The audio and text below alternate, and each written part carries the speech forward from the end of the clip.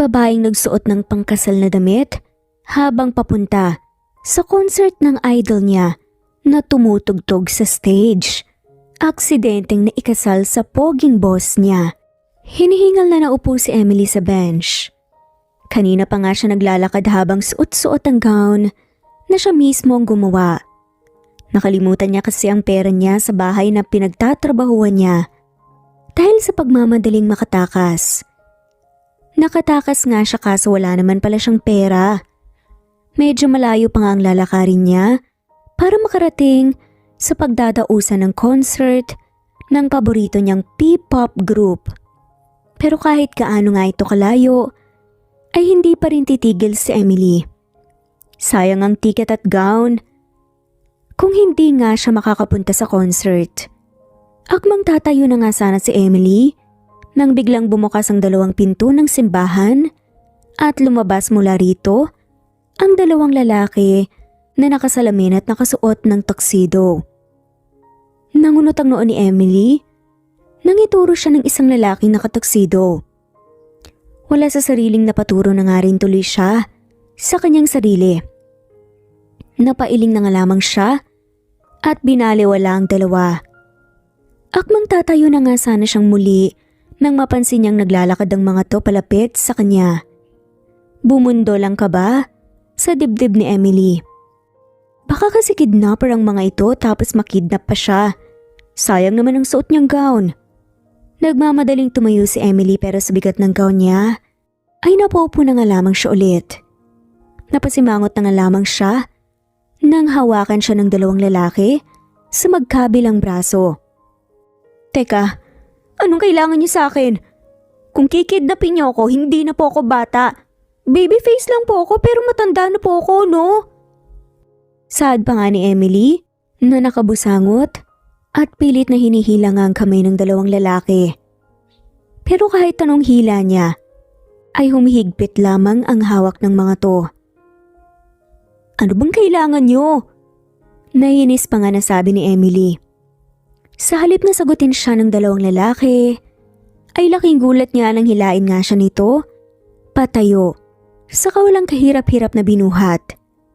Yung isang lalaki nakasuporta nga sa likuran niya, habang yung isang lalaki naman ay nasa paa niya. Hoy! Anong gagawin niyo sa akin? Hindi ako mayaman, hindi ako masarap. Pakawalan niyo ako. Pilit na pagpupumiglas pa nga sa hawak ng dalawang lalaki. Pero wala itong epekto sa dalawa. Binabalang siya ng dalawang lalaki nang makarating siya sa harapan ng nakasarang pinto ng simbahan. Anong gagawin ko rito? Pwede ba? Kung prank lang to, huwag niyo na akong isali pa, may kailangan pa akong puntahan kaya babush. Akmang tatalikod na nga sana si Emily nang hawakan siya ng isang lalaki sa braso. Hindi ka pwedeng umalis. Magpapakasal pa kayo ni boss. Seryosong sabi ng lalaki. Ha? Anong magpapakasal? Wala nga akong jowa tapos magpapakasal pa ako. Natigilan nga sa pagsasalita si Emily nang bumukas ang pinto ng simbahan. Bumungad sa kanyang nakangiting mga tao. Hindi ito familiar sa kanya. Nanigas nga sa kanyang kinatatayuan si Emily. Gusto niyang tumakbo pero napako ang titig niya sa lalaking nasa altar at naghihintay sa kanya.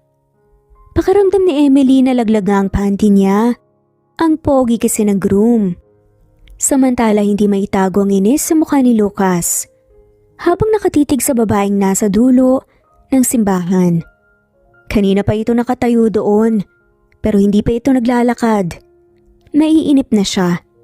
Halos pagkalapag ng eroplano niya ay dumiretso na kaagad siya sa simbahan para asikasuhin itong kasal niya sa isang hindi kilalang babae para lang makuha niya ang mana niya.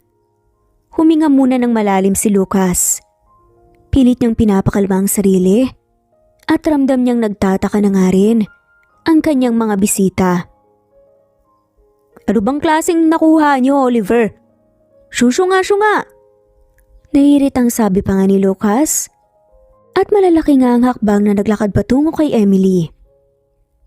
Nang makalapit nga siya rito, ay kitang-kita niyang pamimilog ng mata ng dalaga. Napairap na nga lamang siya sa kahinawakan sa kamay ang babae. Sa susunod, huwag mo akong paghintayin. Walang emosyon na tugon nga ni Lucas. Teka lang hindi nga ako yung bride mo. Manahimik ka na lang pwede ba? Huwag mo nang dagdagan pa ang init ng ulo ko. Naiiritang sabi nga ni Lucas nang makarating sila sa harapan ng altar at pilit pa rin siyang binubulangan ni Emily. Pero binaliwala lamang ito ni Lucas. Nang tanungin na nga sila ng pare, ay agad na sumagot si Lucas, pero halos mamula sa inis si Lucas dahil tumanggi nga si Emily. I don't kasi hindi ko naman siya kilala eh. Wrong grammar pa nga nabulong ni Emily na tanging pari at siya lamang ang nakakarinig. Mabuti na lamang. Sinamaan niya ng tingin si Emily. Anong binayaran? Binitbit nga lang ako ng mga tauhan mo sa labas eh. Kaya pwede ba paalisin mo na ako? Kailangan ko pang pumunta sa concert ng idol ko. Hindi na nakasagot pa si Lucas. Nangitulak nga siya ni Emily at malalaki na ang hakbang ng dalaga na tumakbo palabas ng simbahan.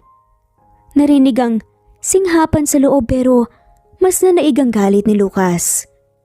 Nagngingit-ngit ang ngipin na nilingon nga niya si Oliver na hindi makatingin sa kanya. Agad niya itong kinuwelyohan at akmang sasapakin na nga sana nang magsalita ito. Hindi siya ang bride na binayaran ko. Tinawagan ko ang babae at sinabi niyang hindi pala siya pinayagan ng boyfriend niya na magpakasal sa'yo. Huwag kang magalala. Binalik niya ang pera sa akin. Nanginginig nga pero madiin ang sagot ni Oliver. Teka, sino yung babaeng yun? Matigas naman na saad nga ni Lucas. Hindi ko alam, Lucas. Nanginginig na sabi ni Oliver. Binitawan ni Lucas si Oliver. Saka napahilamos na nga lamang sa muka. Ramdam niya ang tinginan nga ng mga bisita niya. At kahit kailan sa buhay niya, hindi niya naranasan na mapahiya pero dahil nga sa ginawa ng babae, napahiya siya. Huminga ng malalim si Lucas. Kapag talaga nakita niya ulit ang babaeng yun, ay malalagot talaga ito sa kanya. Sa kabilang banda, hinihingal na tumigil nga sa pagtakbo si Emily.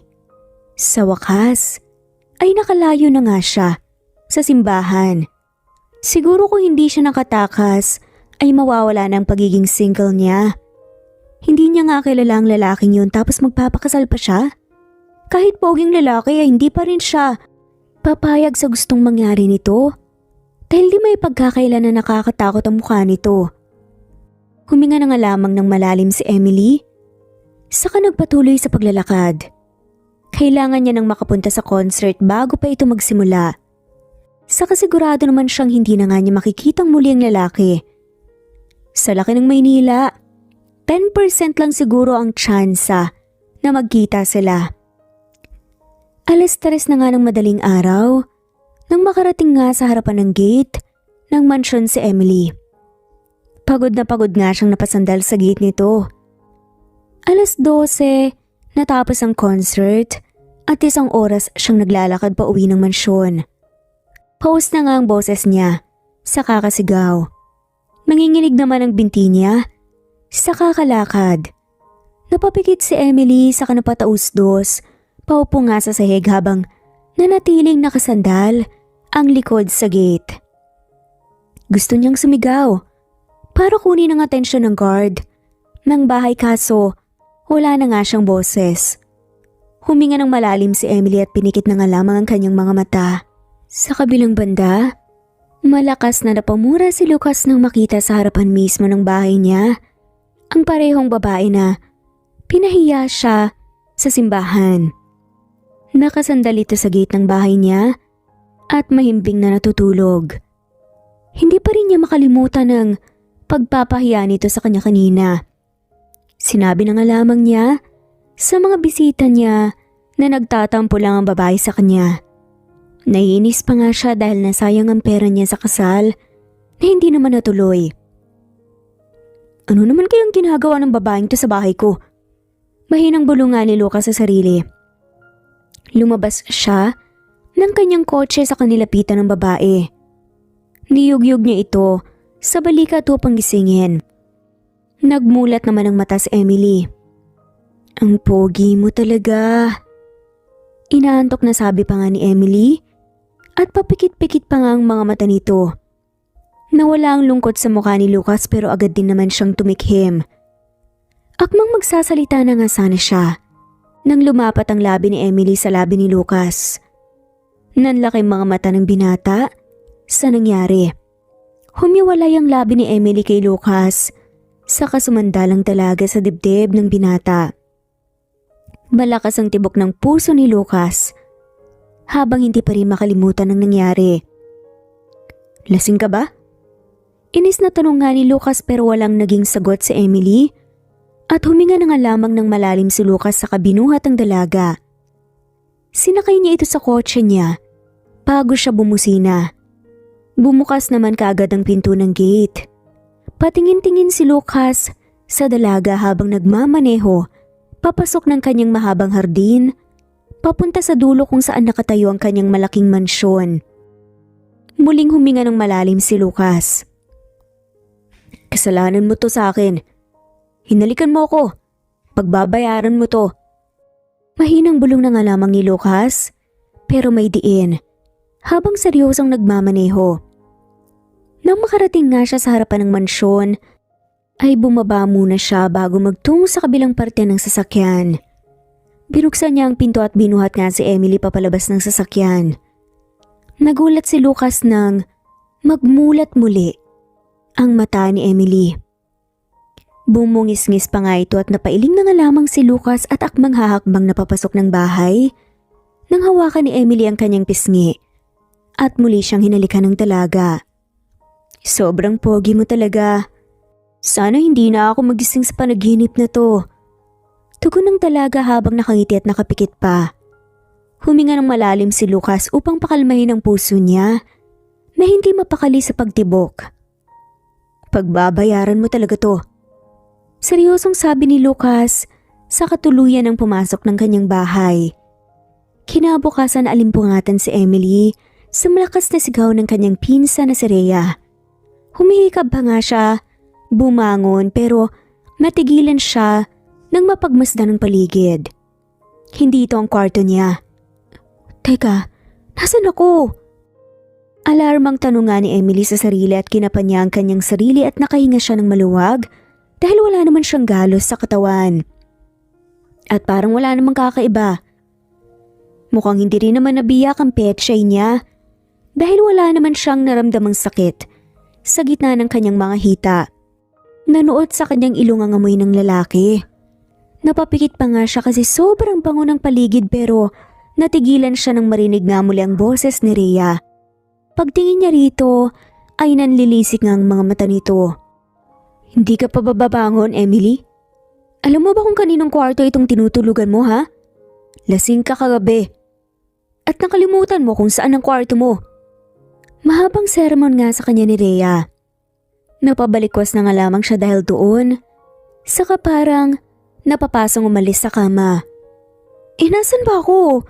Kaninong kwarto to, ate? Kay Boss Lucas. Malakas na sigaw nga ni Rhea. Ano? Hindi ko alam kung paano ka napunta sa kwartong to pero Diyos mio naman, Emily. Sa dami ng kwarto sa mansyon, sa kwarto pa talaga ng boss natin? Nag-aalalang tugon nga ni Rhea. Ha? Hindi ko alam eh. Hindi ko nga alam kung bakit ako nandito eh. Hala, baka sisantihin ako. May pamilya pa ako sa probinsya, ate. Sumama ang tingin sa kanya ni Rhea. Huwag ka nang magdrama pa. Tara na sa labas bago pa umuwi si Boss Lucas. Sabi ng guard umuwi na raw siya kagabi pero umalis din kaagad. Pasalamat ka at mukhang hindi ka naabutan sa kwarto niya. Tara na nga. Mag-asikaso ka na kasi. Maya-maya siguradong nandito na yun.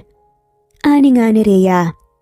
Tumango na nga lamang kaagad si Emily sa tinura ng kanyang pinsan.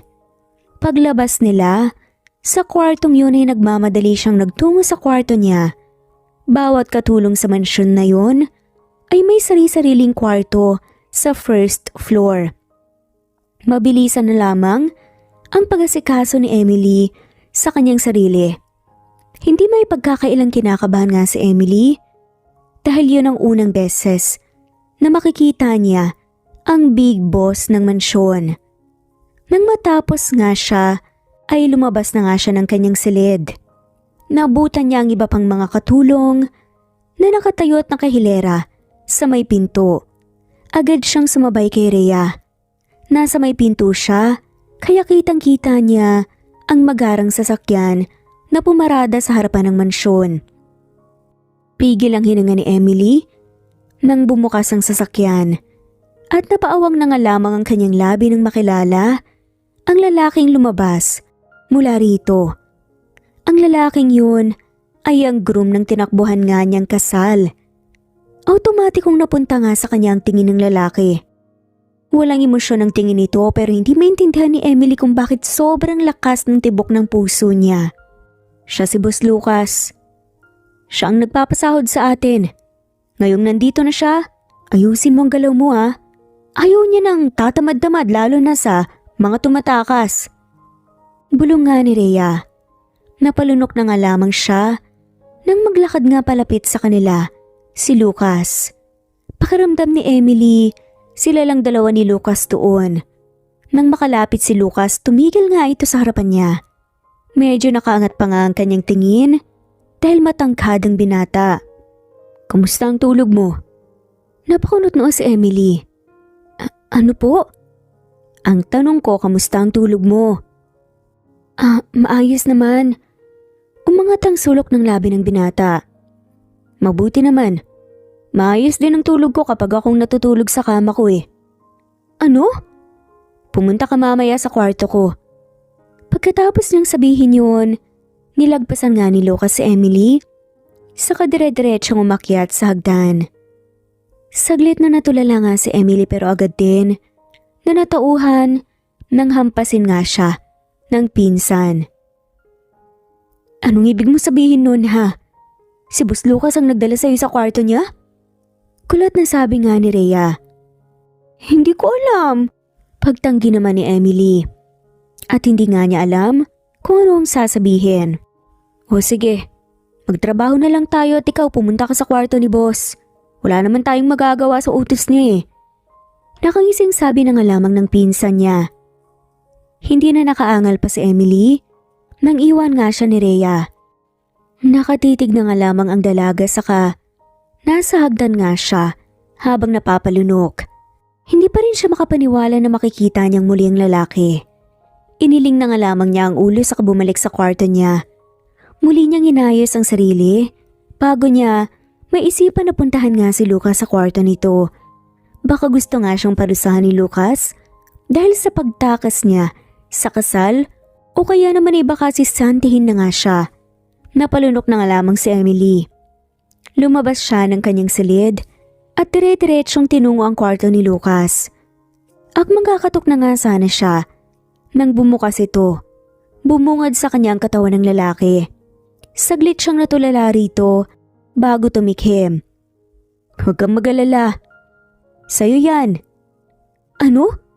Namumulang sabi nga ni Emily. Ngumisi lamang si Lucas, saka hinila siya papasok ng kwarto. Nakatayo lamang siya habang may kinukuhang papel at ballpen si Lucas. Pagkatapos ay lumapit nga ito sa kanya saka iniabot nga ang papel at ballpen. Pirmahan mo to. Ano to? Takang tanong nga ni Emily.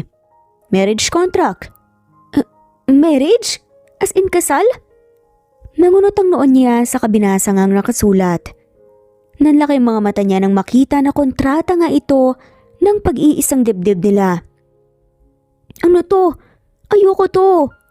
Wala kang magagawa, Miss Emily. Paano mo nalaman ang pangalan ko? Hindi ba uso sa'yo ang pagtatanong? Napasimangot na nga lamang ang babae. Bumaba ang tingin niya sa kontrata. Sobrang lakas ng kabog ng dibdib niya. Nagpo-propose ka ba? Ang pangit ng proposal mo ah. Hindi man lang ako kinilig. Wala man lang sing-sing. Pili ang sabi pa nga ni Emily Natigilan nga siya ng mapagtanto ang sinabi niya. Agad siyang tumikhim sa kayumuko upang itago nga ang namumula niyang muka. Ibig kong sabihin. Magbihis ka. Alis tayo. Ano? Kunot noong tanong nga ni Emily at napahilot nga si Lucas sa sentido. Tanga ka ba o bingi? Sabi ko magbihis ka kasi alis tayo. Bibili tayo ng singsing. Nagbibiro lang ako. Wala akong pakialam. Bibili tayo dahil mag-asawa na tayo, pirmahan mo na yan. Kasi kung hindi, hindi lang ikaw ang mawawalan ng trabaho. Balita ko, pinsan mo si Rhea. Nanlaki yung mga mata ni Emily. Walang alinlangan na pinirmahan nga niyang kontrata. Ayaw niyang mawala ng trabaho si Rhea. Malaki na nga ang utang na loob niya rito magmula nung tinulungan siya nitong makapasok bilang katulong sa mansyon nito. Napangisi si Lucas sa kahinablot nga ang papel. Good. Magbihis ka na. Kasal na ba talaga tayo? Hindi makapaniwalang tanong nga ni Emily. Ramdam niya na anumang minuto, mahihimatay na nga siya dahil sa bilis ng tibok ng dibdib niya. Oo nga, diba? Kailangan pa bang ulit-ulitin? Kasal na nga. Kasal. Napalunok si Emily habang nakatulala. Habang paulit-ulit na sinasabi nga ang word na kasal, kinakapos na nga siya ng hininga. Napahawak siya sa dibdib niya sa kapumikit pero patuloy pa rin sa pagwala nga ang kanyang puso sa tuwing iniisip niyang kasal na nga talaga siya. Hindi na nga yun nakayanan ni Emily dahil namalaya na nga lamang niya na bumagsak siya sa malambot na kama.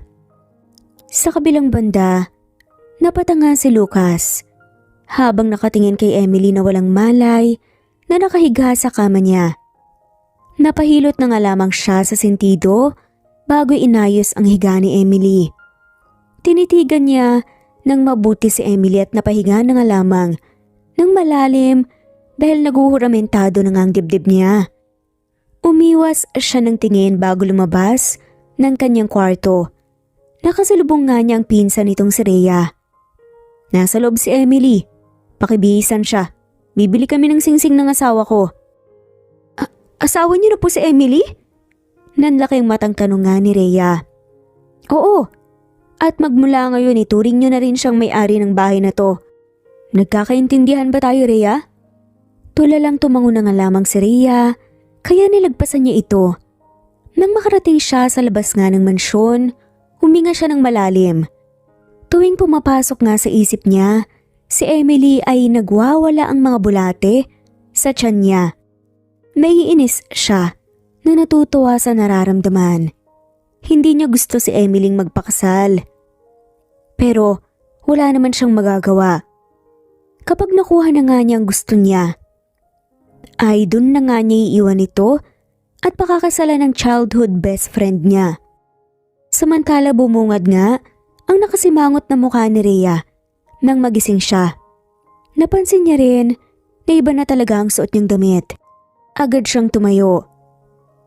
Anong nangyari sa itsura mo? Hindi ka nagsasabi sa akin.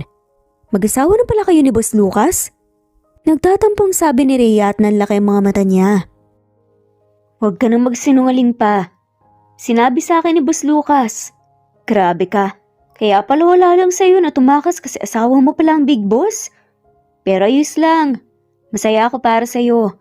Pero nagtatampo ako kasi hindi mo man lang ako inimbitan sa kasal mo ha. Mahabang saad pa nga ni Rhea. Napangiwi na nga lamang si Emily. Wala ngang formal na kasal na naganap. Gusto niyo tong sabihin kay Rhea pero mas pinili na nga lamang niyang ilihim ito. Nasaan si Lucas? Tanong nga ni Emily. Nasa labas na ata. Sige na umalis na kayo madam. Sarcasticong sabi pa nga ni Rhea na nagpailing na nga lamang kay Emily. Mabilis siyang lumabas ng kwarto at diretsong nagtungo sa labas ng mansyon. Naabutan niya si Lucas na nakasandal sa kotse. Nang maramdaman ang presensya niya, ay lumingon ito sa kanya.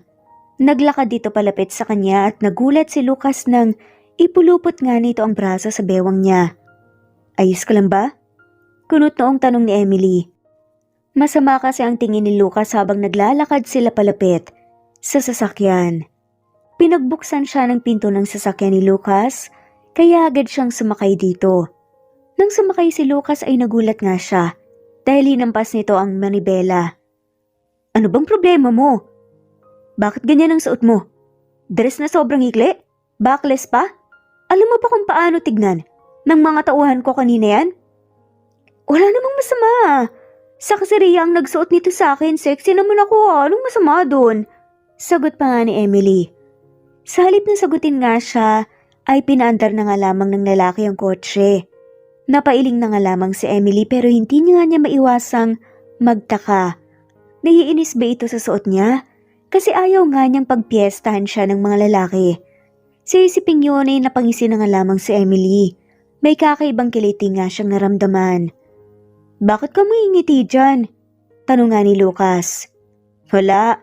Excited na kasi akong rumampa mamaya sa mall. May mga makikita akong pogi. Sigurado kong maakit sila sa suot. Walang maaakit kasi babalik tayo sa bahay ngayon din. Iuutos ko na lang kay Oliver na siya ang bumili ng singsing natin. Napakunot noon na nga lamang si Emily. Ano ka ba naman, Lucas? Wag na, dumiretso na tayo. Andito na tayo eh. Sayang naman yung effort nating paggayak, diba? Ayoko. Sa bahay na lang tayo, ipagluto mo ko. Paghuhuramentado nga ni Lucas. At hindi naman maintindihan masyado ni Emily kung bakit. Hindi na nga lamang umimik si Emily. Tumingin na nga lamang siya sa bintana at inisip kung ano nga kaya ang pwedeng mailuto para dito. Pagbalik nila sa mansyon, agad na bumaba si Emily. Nagulat nga siya nang makasalubong niya ang isang poging lalaki. Kamukha nga nito ang bias niya sa P-pop group na paborito niya. Ang pogi mo ah! Hindi makapaniwalang sabi nga ni Emily sa katumili.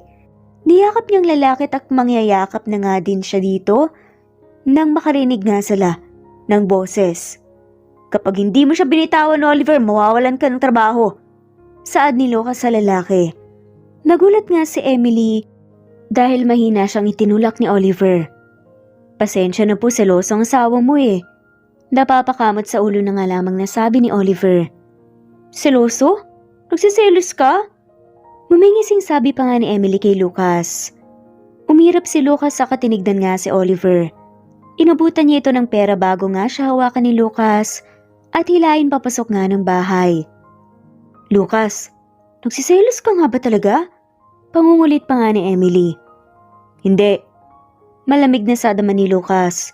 Bakit mo sinabihan ng ganun sa Oliver? Gusto ko lang. Bakit ayaw mo kung ganito ang suot? Saka bakit ayaw mo kung mang-akit ng ibang lalaki, ha? Ay, selos siya.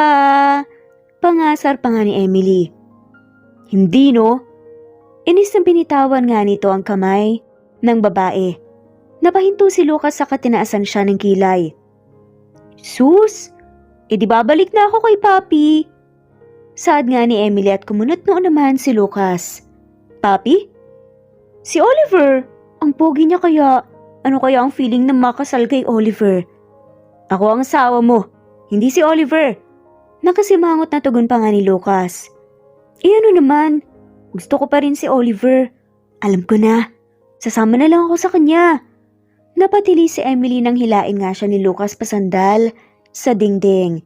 At walang sabi-sabing hinalikan nga sa labi. Ilang segundo lang yun pero halos magwala nga ang puso niya. Bakit mo ko hinalikan? Bawal ba? Asawa kita eh. Hahalikan kita. Saad pa nga ni Lucas. Hindi nakaimik si Emily. Wala sa sariling hinawakan nga niya ang sarili nga niyang labi. Ngumisi naman si Lucas sa hinawakan siya sa kanyang kamay. Tulala lamang si Emily habang paulit-ulit sa utak niya ang paghalik sa kanya ni Lucas. Huminga muna siya ng malalim at nang kumalma na nga siya na nga mismo ang naunang pumasok sa kusina. Pagpasok niya, walang ibang tao ang naroon. Agad niya na nga rin inasikaso ang mga sangkap para sa lulutuin nga niyang munggo. Anong lulutuin mo sa akin, Cherry? Natigilan si Emily sa sinasabi ni Lucas. Cherry? Sino yun? Ikaw. Lasang Cherry kasi ang labi mo kaya tatawagin kitang Cherry. Nakangising sabi na nga lamang ni Lucas. Nang lingunin niya ito, nakangisi na nga ito at umirap siya. Ayoko niyan. Pangit. Maganda kaya kapag naalala kong salitang cherry, nalalasahan ko ang labi mo. Saad pa nga ni Lucas ng pilyo. Asus! Ang sabihin mo, may kabit kang nagngangalang cherry at dinadahilan mo lang ang labi ko. May bahid ang inis pa nga nasabi ni Emily. Sa tuwing iniisip niya pa lang, na totoong sinasabi niya, ay parang gusto na nga lamang niyang saksakin ng paulit-ulit ang manok na hawak niya. Mahinang tumawa si Lucas. Nagulat si Emily nang maramdaman nga ang hininga ng lalaki sa kanyang likuran. Pakaramdam niya ay nanigas nga siya sa pwesto niya. Amoy cherry ka rin. Mahinang sabi pa nga ni Lucas at napalunok nga siya. Bitawan mo nga ako, Lucas. Bakit? Kinakahiya mo ba ako? Mahal kong asawa? Pangasar pa nga ng lalaki. Nagluluto kasi ako. Umira pa nga si Emily. Ano naman? Mas gaganahan ka kapag nakatikit ako sa'yo, tama? Gustong umiling ni Emily pero hindi nga niya magawa. Nagwawala na naman ang puso niya. Kaya naman mahina nga niyang siniko si Lucas. Hoy Lucas, lumayo ka na. Baka may pumasok, nakakahiya. Mahinang sabi naman ni Emily. Ano naman? Asawa naman kita, 'di ba? Pinilit mo akong maging asawa mo. Correction lang, Lucas. Nakasimangot na sabi nga ni Emily. Nang bitawan nga siya ni Lucas. Nakahinga siya ng maluwag pero halos mahigit nga niya ang kanyang hininga nang paharapin nga siya ni Lucas at walang sabi-sabing hinalikan siya sa labi. Napasinghap siya nung una pero agad ding tumugon. Tuluyang nagpadala si Emily sa nakakabaliw na halik nga ni Lucas. Natigilan lamang siya nang may tumikim nga at namumula nga niyang itinulak si Lucas. Sorry po. Akala ko po walang tao. Rinig niyang sabi ni Rhea. Nang magangat nga siya ng tingin, wala na nga roon si Rhea. Sinamaan nga niya ng tingin si Lucas na dinidilaan nga ang sariling labi. Mukha kang adik, Lucas. Tigil mo nga yan. Naiinis na sabi na nga lamang ni Emily upang itago nga ang kakaibang kilig na nararamdaman. Lasang cherry talaga ang labi mo. Parang nagtataka rin tuloy ako kung cherry din ba ang lasa ng... Nanlaki nga ang mata ni Emily at tinakpan nga ang katawan nang hagurin ito ng paningin ni Lucas. Lalong nag-init ang pisngi niya. Alam mo, napakabastos mo. Lumabas ka na nga lang sa kusina at magluluto na ako. Mahinang natawa na nga lamang si Lucas. Bumalik ito sa kanyang kinauupuan, saka ngumisi nga sa kanya. Magluto ka na. Nagugutom na ako, Cherry. Napairap na nga lamang si Emily at nagsimulang magluto. Nang matapos siyang magluto ng munggo, nakangiti niyang nilagyan ng pagkain ng plato ni Lucas. Kain na. Nakaising sabi nga ng dalaga. Nang titigan niya si Lucas, naguramentado na naman ang dibdib niya. Bakit ganyan ka makatingin? Namumulang tanong ng dalaga. Mahinang tumawa nga si Lucas, saka umiling. Wala naman, Cherry. Huwag mo nga akong tatawagin, Cherry. Emily ang pangalan ko. Alam mo ang kulit mo. Whatever, Cherry. Napabuntong hininga na nga lamang si Emily. Umupo na nga siya sa kanyang upuan na takmang susupo na nga ng munggo nang hawakan ni Lucas ang likod ng kanyang ulo at pagdikitan nga ang labi nila. Naramdaman niya kung paano kunin ni Lucas ang munggo sa bibig niya. Ilang segundo rin yung nagtagal bago humiwalay nga si Lucas. Mas masarap ang munggo kapag nasa labi mo. Napaawang na nga lamang ang labi ni Emily. Pakiramdam niya, kulay kamatis na nga siya. Tumikim na nga lamang siya at pinagpatuloy na nga lamang ang pagkain. Buong akala ni Emily, hindi nga sila magkakamabutihan ni Lucas pero umabot ang linggo hanggang sa mag-iisang buwan, walang araw na hindi nga sila magkasama. Kilala na nga rin siya sa mansyon bilang bagong asawa ni Lucas. Hindi rin maiwasang kiligin ni Emily sa bawat ginagawa ni Lucas at inaamin nga niya sa sarili na iba nga ang epekto ng lalaki sa kanya. Wala ring araw na hindi nga siya hinalikan ni Lucas sa labi, kaya pakiramdam ni Emily matutunaw nga siya sa maliit na galawan ng lalaki. Hindi akalain ni Emily na gano'n ang magiging epekto ni Lucas sa kanya. Isang umaga kakalabas lamang ni Emily sa kanyang kwarto Nang makita niya si Lucas na nakatitig sa kanya, napalunok siya. Kahit mag-asawa na nga sila, hindi pumayag si Emily na matulog sila sa isang kama na nirespeto naman ni Lucas. Akala ko nasa trabaho ka. Sambit ni Emily at napakurap na nga lamang siya nang halikan siya sa labi ni Lucas. Kakatapos lang. Mag-impake ka na. Aalis tayo. Nangunot ang noon ni Emily pero bago pa man siya makapagtanong, nagsalitang muli si Lucas. Pupunta tayo ng Baguio, Cherry. Nanlaki mata ni Emily. Matagal niya ngang pinapangarap na makapunta sa Baguio at isa yun sa mga wishlist niya noon. Talaga? Ngayon na ba? Oo, kaya mag-impake ka na at pwede ba? Huminga ng malalim si Lucas sa kasinamaan siya ng tingin. Huwag kang magbibihis ng labas ang kahit na anong parte ng balat mo. Bukod sa malamig doon, ayokong pinagkakatitigan ka ng mga lalaki. Nagkakaintindihan ba tayo? Agad tumango na nga lamang si Emily. Napatingin nga ito sa likuran ni Lucas at napangisi na nga lamang siya nang makita na naroon si Oliver. Nang tignan niya si Lucas, lalong lumawak nga ang ngiti niya. Oliver, baby! Tila nangasar pa nga saad nito. Napalingon si Lucas kay Oliver. Akmang tatakbo si Emily papunta kay Oliver nang pigilan siya ni Lucas. Sinamaan siya nito ng tingin na nagpanguso nga sa kanya. Subukan mo. Umirap nga si Emily. Joke lang. Heto naman di mabiro. Napalunok muna si Emily bago ipinaikot nga ang braso sa likod ng leeg ni Lucas. Tinitigan niya ng mabuti ang lalaki. Hindi niya kalain na asawa niya ito. Nang bumaba nga ang tingin niya sa labi ay walang pakundangan na hinlikan niya ang binata. Natigilan na nga lamang siya. Nang may tumikhim, agad na lumayo si Emily sa kayumuko. Pakiramdam niya ay nag-init nga ang buo niyang katawan, lalo na ang pisngi niya. Mag-iimpake lang ako.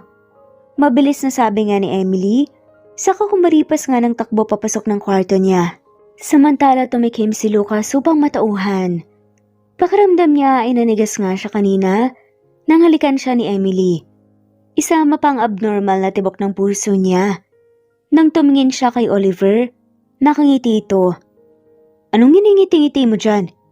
Nakasimangot na sabi ni Lucas. Wala lang.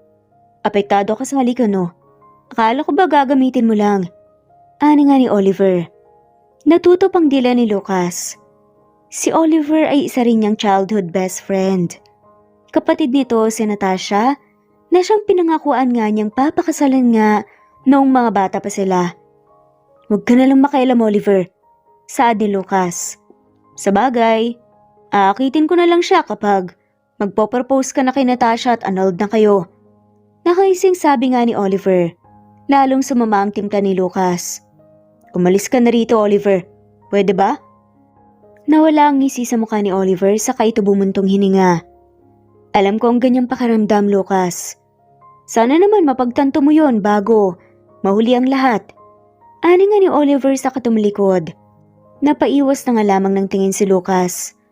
Sobrang komplikado na nga nang nangyayari sa kanya. At aminin man niya o hindi, alam niya sa sarili na unti-unting nagkakaroon ng espasyo sa puso niya si Emily. Sa kabilang banda pagkatapos mag-impake ni Emily, dumiretso na nga siya kaagad patungo sa labas ng mansyon. Naroon na nga si Lucas sa loob ng sasakyan at naghihintay sa kanya. Agad siyang pumasok ng sasakyan at nilagay nga sa backseat ang bag niya. Excited na ako. Pumupungis-ngis nga na sabi ni Emily. Natigilan siya nang lapitan siya ni Lucas at halikan sa labi saka itong umiti sa kanya. Ako rin, Cherry. Excited na ako makasama ka. Inayos nga ni Lucas ang seatbelt tapos bumalik sa upuan. Napanguso na nga lamang si Emily sa katumingin sa bintana ng umandar na nga ang kotse. Ilang beses siyang napabuntong hininga habang pinapakiramdaman ng sariling puso. Alam ni Emily na hindi nga yun simpleng atraksyon lang sa lalaki. Alam ni Emily na lumalalim na ang nararamdaman niya kay Lucas at hinihiling niya na lang sa sarili na huwag na siyang mahulog pa, lalo na at wala siyang kasiguraduhan kung sasaluhin ba siya. Habang nasa biyahe, ay nakatuon lamang ang atensyon ni Emily sa daan. Nakabukas ang bintana ng kotse dahil ayaw niyang makaramdam ng hilo. Hindi niya kasi gusto ang amoy ng kotse. Samantala, patingin-tingin naman si Lucas kay Emily habang nagmamaneho. Gumugulo sa isip niya ang sinabi ni Oliver at kahit itanggi niya ito sa sarili niya, ay alam niyang kailangan niyang iwan si Emily para tuparin ang pangako kay Natasha.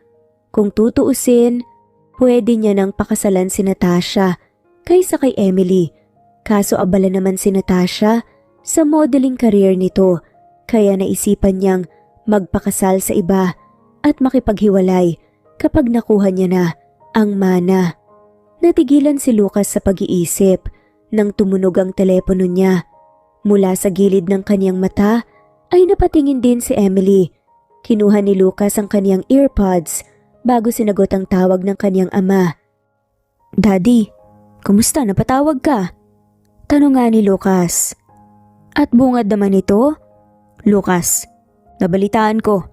Kinasal ka na pala? Akala ko kay Natasha pero nalaman ko kay Oliver na, sa ibang babae pala. Sakto rin na ngayon palang dumadating dito sa London ang pinadala mong marriage certificate niyo ni Emily. Sabihin mo nga sa akin, anak. Akala ko ba yung si Natasha ang pakakasalan mo? Kasi nung mga bata pa kayo, pinangakuan mo nga siya at gusto mo rin naman na siya yung ikasal sa'yo. Pero bakit biglang naging Emily na?" Mahabang saad nga ng kanyang ama. Napabuntong hininga na nga lamang si Lucas.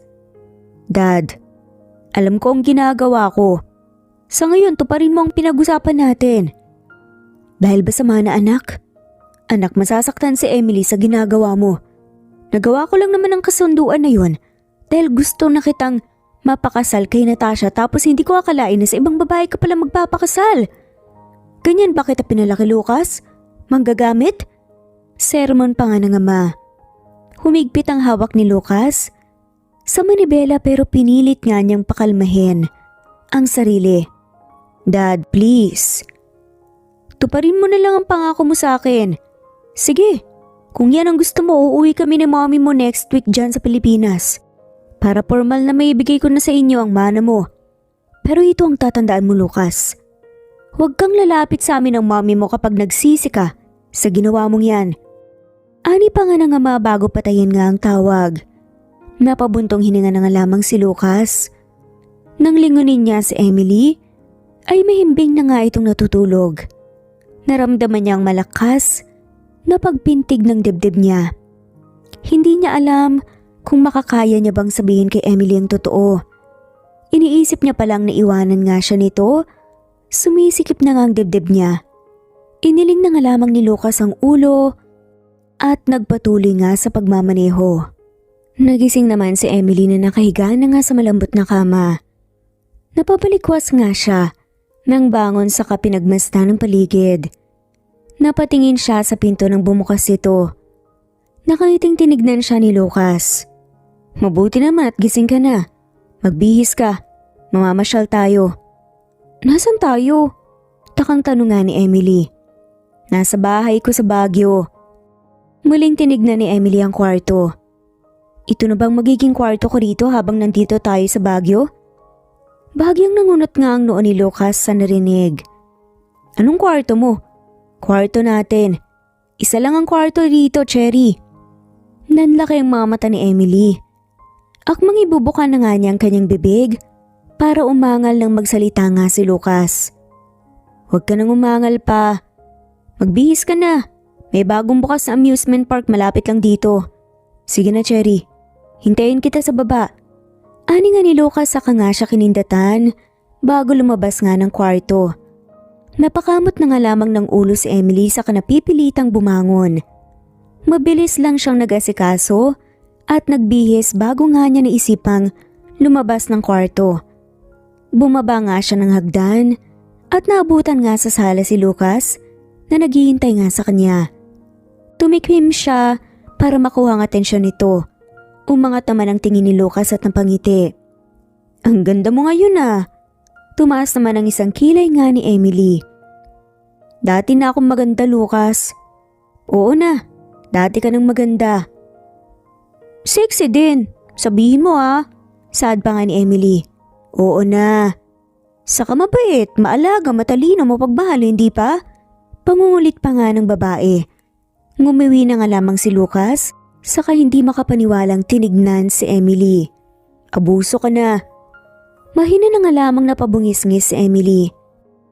Magkasama silang lumabas ng bahay at nang makasakay nga sa kotse, agad yung pinaantar ni Lucas. Napatitig si Emily kay Lucas nang hawakan nito ang kamay niya. Ikaw pasimple ang galaw mo.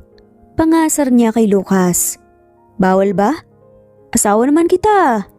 Saad pa nga nito. Sige nga, kiss mo nga ako kung asawa talaga. Nanlaki yung mata ni Emily nang dumukwang nga si Lucas at mabilis siyang hinalikan. Nakangising bumalik nga sa pagkakaupo si Lucas. Napatunayan ko na ba na asawa kita? Nagbibiro lang ako no. Bardagulan pa nga ng dalawa. Walang biro-biro sa akin. Ano, gusto mo ba ang kiss para mapatunayan ulit na walang makakabiro sa akin lalo na kung patungkol dyan? Napairap na nga lamang si Emily sa tumingin sa bintana. Pasimple niyang dinilaan ng labi at napailing na nga lamang nang maalala si Lucas. Huminga siya ng malalim. Pakiramdam niya ay malalaglag na nga ang puso niya sa rib cage niya. Ilang saglit pa ay lumipas bago makarating nga si Emily at Lucas sa amusement park. Agad siyang bumaba ng kotse saka nakaawang ang labi na pinagmasdan ng paligid. Ang ganda! Ang daming rides! Takot ka ba sa heights, Lucas? Tanong nga ni Emily kay Lucas na nasa tabi niya. Sakto lang naman, bakit? Sakay tayo sa mga rides na yan. Libre mo ba? Napairap na nga lamang si Emily. Hindi mo nga ako sinasahuran kasi sabi mo asawa mo na ako. Tapos ngayon, magpapalibre ka na parang may pera ako. Oo na.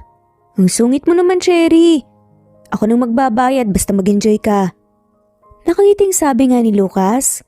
Napairap na nga lamang si Emily at umiwas ng tingin para itago ang pamumula ng kanyang pisngi. Buong maghapon, hindi naman may pagkakaila na masaya sila sa bawat rides na sinasakyan nila. Inaamin din ni Emily sa sarili na nag-e-enjoy nga siya sa tuwing may sinasakyan silang rides ni Lucas. Samantalang hindi naman maipinta ang mukha ni Lucas sa tuwing inaaya siya ni Emily dahil bukod sa nahihilo na nga siya, halos sa isang oras ay nakakasampu silang sakay sa iba't ibang rides. Pero hindi pa rin may pagkakaila na masaya si Lucas sa tuwing nakikitang si Emily ay masaya din. Kahit gusto nga niyang umalis na sa amusement park. Gabi na, nang maisipan ni Emily na sumakay nga sila sa Ferris wheel para sa huling rides nga nila. Nakangiti lamang si Emily habang umaangat ang sasakyan nila. Grabe, ang ganda ng tanawin dito Manghang sabi pa nga ni Emily. Maganda nga. Tinignan ni Emily si Lucas at napakurap na nga lamang dahil nakatitig ito sa kanya. Ang ganda mo, Emily. Umiwas ng tingin si Emily para hindi makita ni Lucas ang pamumula ng kanyang pisngi. Ang saya ko. Hindi ko akalain na makakaranas sa kulit ng ganito. Pakiramdam ko bumalik ako sa pagkabata. Mabuti naman at naging masaya ka. Masaya rin ako dahil napapasaya kita. Muling natigilan si Emily. Gusto niyang sapakin si Lucas dahil sa pinagsasasabi nito na nagpapalakas ng tibok ng puso niya. Akmang magsasalita na nga sana siya nang magsalita si Lucas. Alam mo, ito ang first time ko sa amusement park. Totoo? Oo, lumaki kasi ako sa mga grandeng restaurant at grandeng pasyalan ang napupuntahan ko. Sa tuwing gugustuhin ko naman na pumunta sa amusement park, nahahalata ako na hindi yun gusto ng kababata ko. Kaya hindi na lang ako tumutuloy. Ay, ang pangit tuloy ng childhood mo. Sad naman ni Emily. Hindi naman sa ganun. Ang totoo niyan, maaga akong nagising sa reality na pera ang kailangan ng tao. Kaya halos trabaho lagi ang iniisip ko, wala akong panahon sa ibang bagay. Kahit ba sa pagmamahal? banat pa nga ni Emily. Mahal ko ang mga pamilya ko, pero hindi ko alam kung kaya kong magmahal ng iba pang tao bukod sa kanila. Hindi nakaimik sa Emily. Nakaramdam siya ng kakaibang kirot sa dibdib niya. Pero dapat subukan mo pa rin. Masarap kayong magmahal. Saad pa nga nito. Paano mo nasabi? Nagmahal ka na ba? Tanong ni Lucas kay Emily. Oo, mahal ko ang pamilya ko. Sa totoo niyan. Kaya ako nasa Manila kasi para sa kanila naman talaga to. Nag-iisa lang akong anak. At ako lang ang inaasahan ng mga magulang ko na nasa probinsya. Sila ang nagparamdam sa akin ng pagmamahal. Kahit mahirap lang kami. Hindi nila pinagkait sa akin na maging masaya at makuha ang mga gusto ko. Kaya ngayon, bumabawi ako sa pamilya ko. Kwento pa nga ni Emily. Mahal ko rin ang pamilya ko. Pero iba kasi yung magmahal ng hindi mo pamilya. Nagmahal na rin ako noon. Kaso nga lang, naghiwalay din kami. High school love lang naman yun. Pagkatapos nun hindi na ako nagka-boyfriend. Nag-asawa nga lang biglaan. Pahinang sabi nga ni Emily sa katumawa. Swerte nga ako eh. Sagot naman ni Lucas. Bakit naman? Kasi asawa kita, Cherry. Nilingon niya si Lucas at matama na naman itong nakatitig sa kanya. Umiwas na lang siya ng tingin at akmang magsasalita nang hawakan ni Lucas ang kaniyang pisngi at halikan siya. Kasabay ng pagputok ng fireworks sa kalangitan ay ang pagputok din ng tuluyan ng nararamdaman ni Emily. Kahit anong tanggi niya sa sarili, lalabas at lalabas ang katotohanan na may nararamdaman nga siya kay Lucas. Isang linggo na natili si Lucas at Emily sa Baguio. Pagkatapos ng halikan nila sa Ferris wheel ay napansin ni Emily na naging sweet lalo si Lucas sa kanya. Gusto naman yun ni Emily kaso hindi pa rin mapagkakaila na lumalakas ang tibok ng puso niya sa tuwing malapit si Lucas. Inamin man ni Emily sa sarili na mahal niya ang lalaki ay wala pa rin siyang lakas ng loob para ipakita iyon kay Lucas. Sa isang linggong pananatili sa Baguio ay walang araw na walang ngiti sa labi ni Emily. Dinala siya ni Lucas sa mga sikat na pasyalan sa Baguio at kapag naman nasa bahay lang sila ay nilulutuan siya ni Lucas. Kung umakto si Lucas ay parang mahal din siya nito. Hindi tuloy maiwasan ni Emily na isipin na baka may nararamdaman na sa kanya si Lucas. Ngayon ay bumabiyahe na sila pauwi ng Maynila. Napatingin si Emily sa bintana ng kotse nang pumarada na ang kotse sa harapan ng mansion ni Lucas sa Maynila. Halos 6 na oras din ang biyahe nila dahil sa sobrang traffic. Napangiti si Emily nang pagbuksan siya ng pinto ni Lucas at halikan ng likod ng kaniyang palad. Ang sweet naman ng asawa ko. Nakangising sabi pa nga ni Emily. Pinagsiklop nga niya ang kamay nilang dalawa ni Lucas. Parang hindi ka na nasanay sa akin. Sanay na. Kaunti na lang baka mahulog na ako sa'yo niyan, bahala ka. Pagbibiro pa nga ni Emily. Hindi pa ba? Ako kasi, oo na eh. Baka hulog na nga. Kinindatan siya ni Lucas saka ito tumawa. Pilit nang umiti si Emily. Alam niyang biro lang iyon ni Lucas, kaya hindi niya maiwasan masaktan. Pakiramdam niya ay pinaglalaruan siya ng lalaki. Naglakad silang dalawa papunta sa pinto ng mansyon at nang buksan ito ni Lucas ay nanlaki ang kaniyang mata sa mga taong bumungad sa kaniya.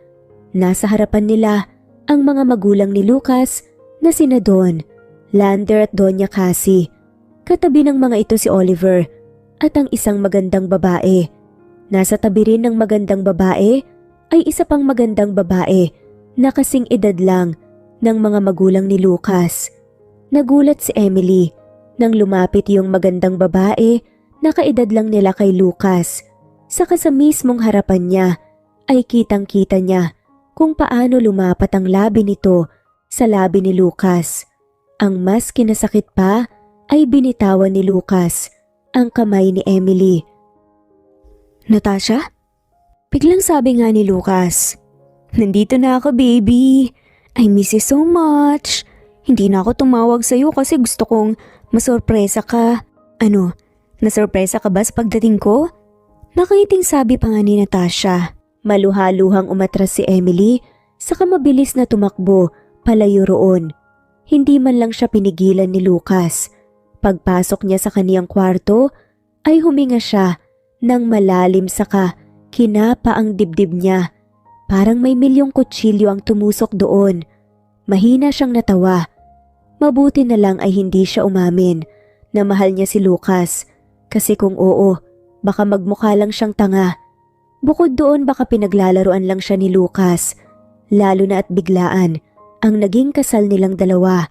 Sa kabilang banda, agad na tinulak ni Lucas si Natasha nang umalis si Emily. Akmang susundan niya ito nang pigilan siya ni Natasha. Baby, kailan ba yung kasal natin? Balita ko nagpakasal ka na sa iba. Akala ko ba akong pakakasalan mo? Maarting sabi pa nga ni Natasha. Huminga ng malalim si Lucas. Natasha, pagod na ako. Saka na lang natin yung pag-usapan. Kailan pa? Ngayon na kasi nandito ako eh. Magpakasal na tayo at yung pinakasalan mo siya ba yung babaeng yun? Ang arte ah. May pa-walkout pang nalalaman. Hindi niya ba alam na ginagamit mo lang siya? Naputo lang sasabihin ni Natasha. Natasha, tama na. Pagod ako kaya pwede ba?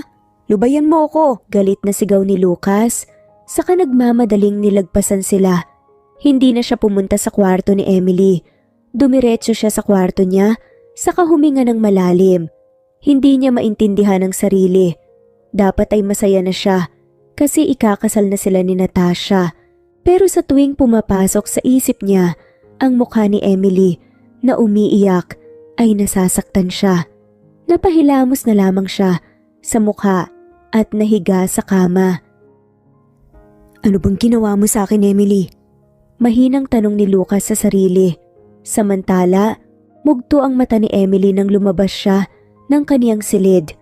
Dumiretso siya sa kusina para uminom ng tubig pero natigilan siya nang makita roon si Natasha. Lihim siyang napairap.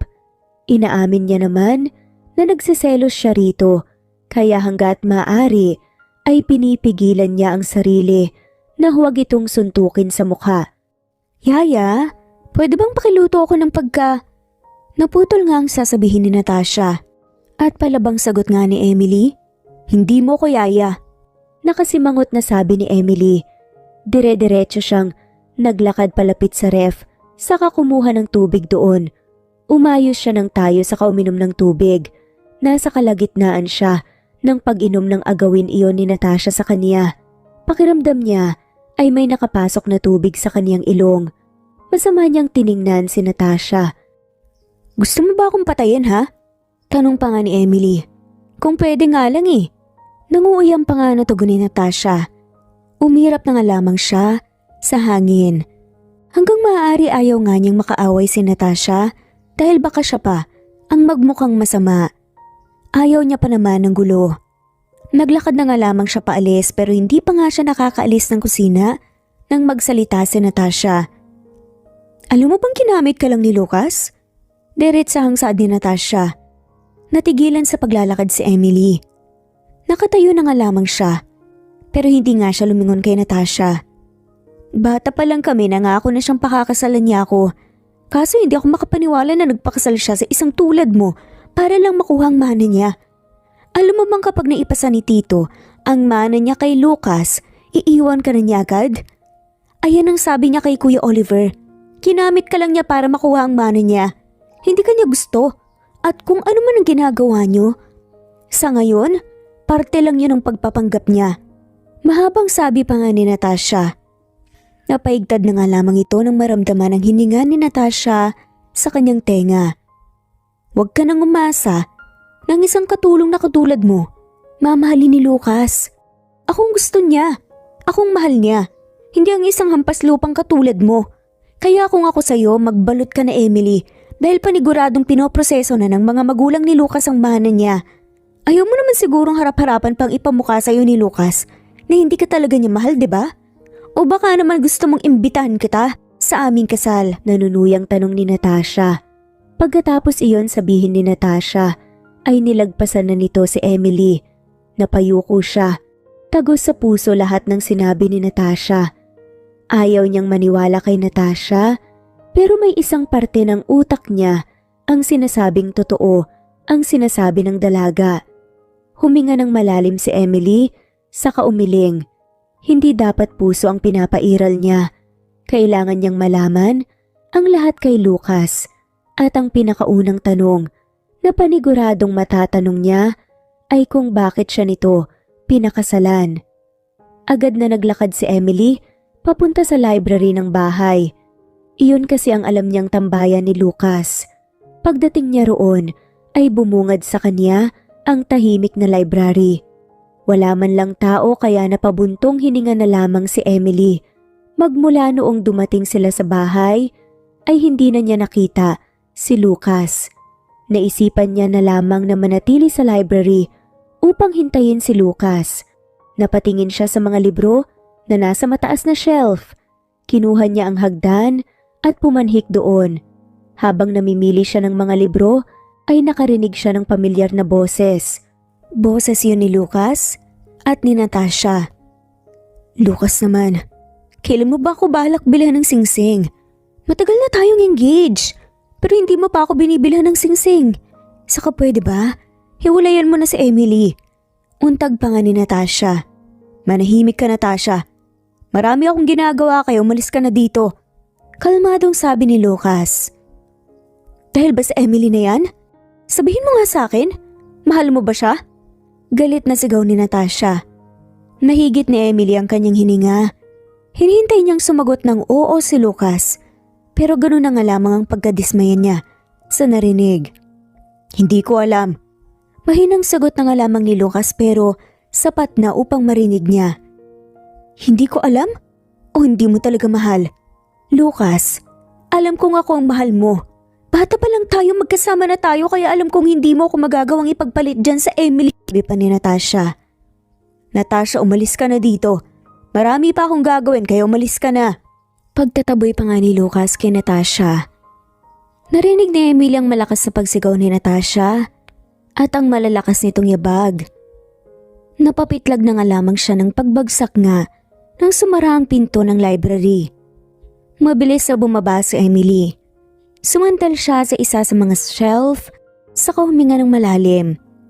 Kahit naninikip na nga ang dibdib niya, ay naglakad siya palapit kay Lucas.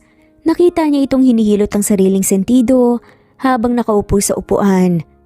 Lucas, mahinang tawag nga ni Emily. Napalingon si Lucas. Nanlaki mata niya nang makita siya nito.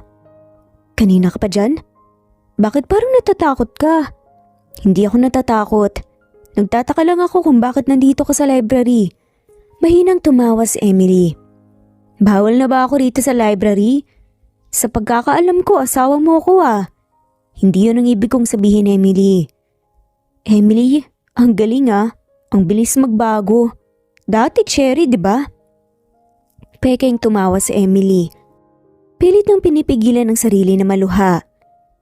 Akala ko ba cherry ang tawag mo sa akin? Cherry, tumahimik ka nga. Inis na saad na nga lamang ni Emily. Huminga ng malalim ang babae. Sagutin mo ako ng totoo. Pakiusap. Yung totoo ah. Nakikiusap ako, wag ka nang magsinungaling sa akin. Pinakasalan mo ba ako para makuha mo ang mana mo ha? Dire-diretsyong tanungan ni Emily. Nanlaki ang mga mata ni Lucas. Binuka nitong bibig pero walang kahit na anong boses ang lumabas dito. Mahinang tumawa si Emily. Pilit niyang pinipigilan na wag maiyak sa harap mismo ni Lucas. Hoy! Sumagot ka! Pinakasalan mo ba ako para sa mana mo? Kasi sa totoo niyan, Lucas, ayoko maniwala sa sinabi ni Natasha. Ayoko maniwala na ginamit mo lang ako. Kaya please, sagutin mo ako. Cherry, oo, inaamin ko pero hindi na ngayon. Kasinungalingan na naman ba? Pilit nang umiti si Emily. Huminga siya ng malalim at hindi na nga niya na malaya na tumulo na pala ang luha niya. Lucas, mahal kita. Tapos ganito ang binigay mo? Sa bagay, sobrang tanga ko nga naman para paniwalain ng sarili ko na posibleng Gusto mo din ako. O kaya crush man lang. Bakit pa ba ako nagulat? Dapat tanggapin ko na lang na hindi mo ako mahal at pinakasalan mo lang talaga ako para sa sariling pangangailangan. Pero sana naman sinabi mo, di ba? Cherry, sasabihin ko naman talaga. Pero hindi lang ako nakakuha ng tamang pagkakataon at naunahan ako. Lucas, napakarami nating pagkakataon para sabihin mo sa akin ng totoo. Pero hindi mo ginawa. Ano? Masaya ka na ba, ha? Masaya ka na ba kasi sinaktan mo ko? Hindi ako masaya. Mahal kita. Peking tumawa si Emily. Kung nasa maayos na sitwasyon sila, ay baka kiligin pa nga siya. Kaso, ibang usapan ang nangyari sa kanila ngayon. Paniguradong sinasabi mo lang yan kasi natatakot ka na iwan kita at hindi mo makuha ang mana mo. Huwag kang mag-alala. Hindi kita iiwan hanggat hindi mo nakukuha ang mana mo pa kapag okay na. Palayain mo na ako. Tumalikod si Emily, saka mabilis na tumakbo palabas ng library. Nang makalabas siya ng library, ay napasandal na lang siya sa pinto. Tuluyan na ngang bumagsak ang kaniyang mga binti dahil sa panlalambot nito.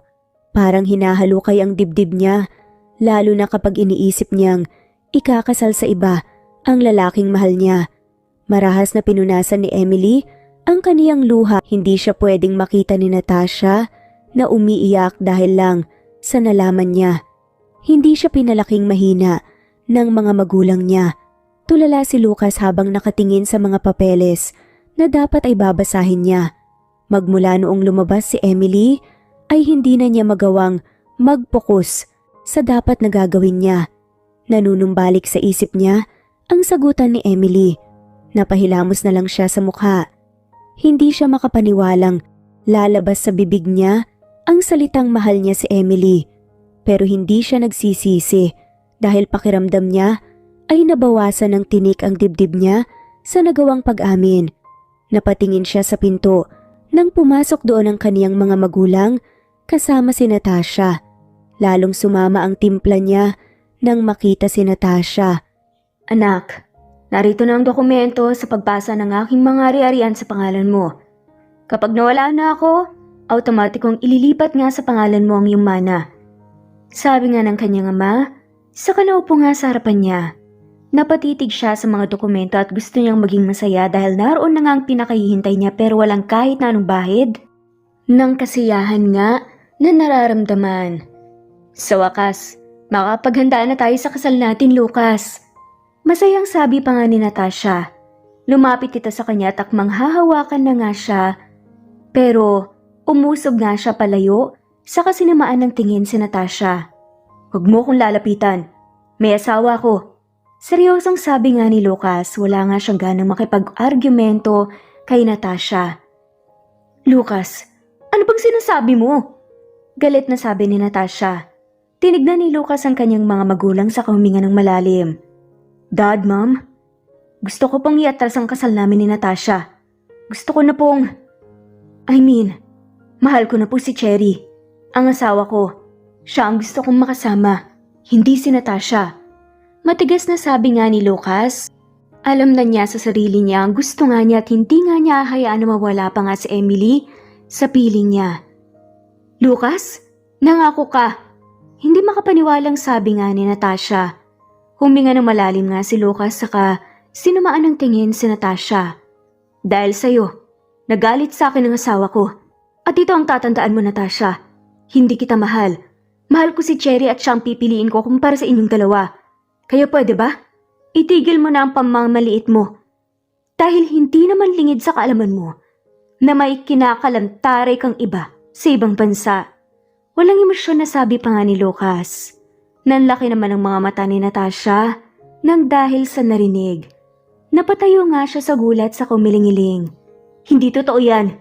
Isusumbong kita kay Mommy at sisiguraduhin kong maghihirap kayo. Ani pa nga ni Natasha at kumaripas na nga ng takbo paalis ng library. Naiwan si Lucas kasamang mga magulang niya. Napabuntong hininga si Lucas. Alam kong galit kayo sa akin pero hindi niyo ako masisisi. Ngayon ko lang napagtanto na mahal ko ang asawa ko. Sambit nga ni Lucas. Hindi kami galit sa'yo. Panimula naman ang ina niya. Ang totoo nga niyan, masaya kami dahil napagtanto mo na sa sarili mo na mahal mo nga talaga si Emily. Hindi ka namin huhusgahan at huwag mo na rin aalalahanin si Natasha. Kami nang bahala sa kanya. Napangiti si Lucas sa kaniyang mga magulang at agad na niyakap ang mga ito. Huminga ng malalim si Lucas. Wala nang hadlang sa kanilang dalawa ni Emily at ang tanging kailangan niya na lang gawin ay suyuin si Emily at pakasalan ito sa totoong simbahan. Samantala, tulala lamang si Emily habang nagwawalis siya sa labas ng gate ng mansion. Mas pinili niyang doon magwalis kasi ayaw niyang makita si Lucas. Hindi pa rin mawala ang sakit na nararamdaman niya, lalo na't parang sirang plaka ang mga sinabi nito sa utak niya.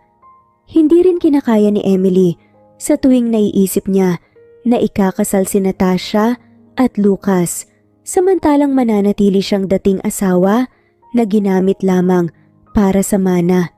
Mapait na napangiti si Emily saka huminto sa pagwawalis. Tinitigan niya ang bahay. Alam niya sa sarili na may araw na kailangan niya nang umalis sa bahay na ito kung saan naging saksi kung paano siya umibig sa binata. Nasa kalagitnaan ng pagtingin si Emily sa bahay nang bumukas ang gate. Napaatras siya nang makita roon si Natasha na halos umusok na ang mukha sa galit. Hindi ako makapaniwalang iiwan niya lang ako para sa hampas lupang katulad niya. Wala siyang kwenta. Nanggagaliiting sabi pa nga ni Natasha. Lumabas din sa gate ang ina nito. Anak, tanggapin mo na lang ang katotohanan. Bata pa lang kayo ni Lucas noon, may mahal ng iba si Lucas. Huwag mo nang ipagpilitan yon. Kalmadong sabi nga ng ina nito. Ayoko, matagal ko na siyang gusto, mama. Ayaw mo ba ako maging masaya sa piling ni Lucas? Naluluhang sabi pa nga ni Natasha. Pero hindi ka nga niya mahal, anak. Hindi ka rin magiging masaya. Saad naman ng ina niya. Napalingon nga sa kanya si Natasha kaya napaatras siya. Mugto ang mata nito at nagkalat sa mukha ang makeup. Nakaramdam ng malakas na pagpintig ng puso si Emily. Sobrang sama ng tingin sa kanya ni Natasha. Ikaw ang may kasalanan nito. Ani nga ni Natasha sa kadinuro siya. Anong ginagawa ko sa iyo? Kalmadong sagot nga ni Emily. Malakas na tumawa si Natasha pero agad ding sumama ang tingin niya. Hindi mo alam ang ginawa mo?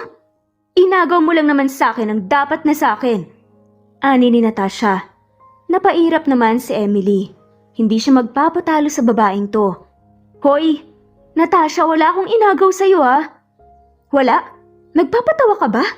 Palibasa kasi mukha kang pera kaya desperada kang agawin sa akin si Lucas. Tandaan mo tong hampas lupa ka.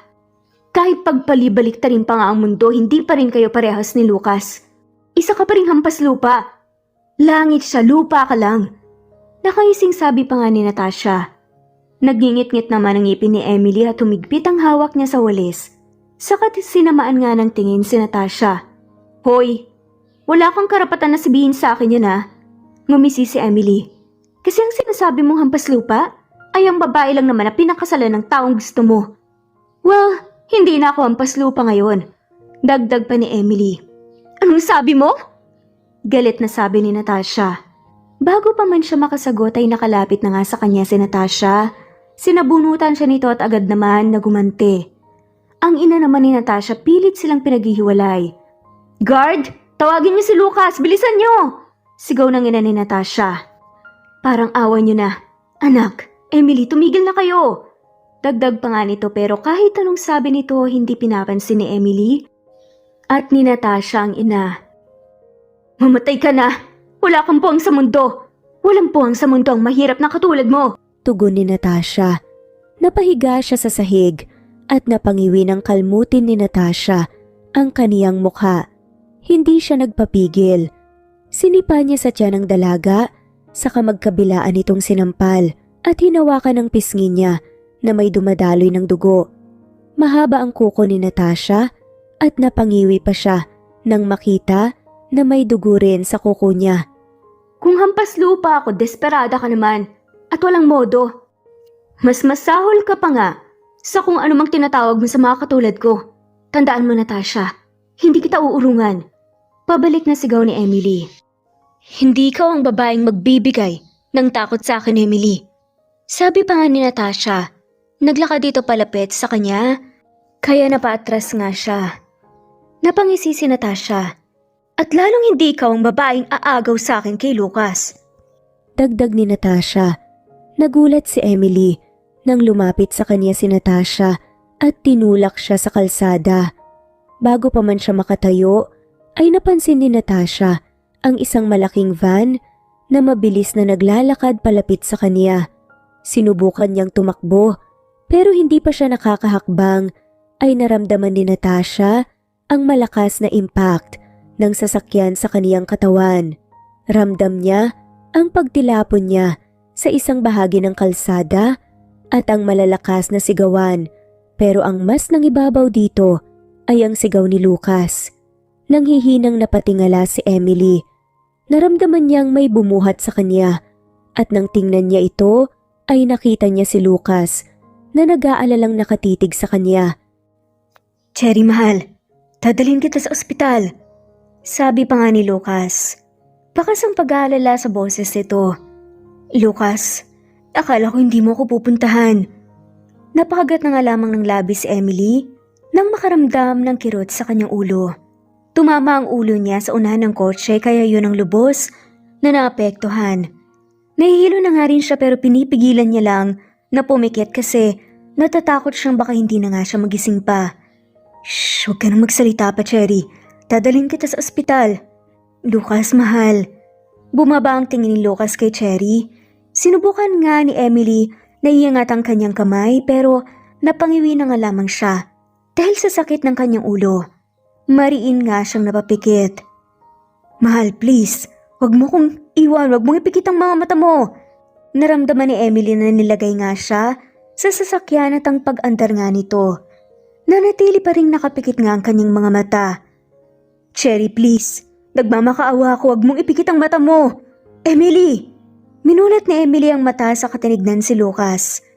Namamawis ang noo nito habang nagmamaneho. "Lucas, mahal mo ba ako?"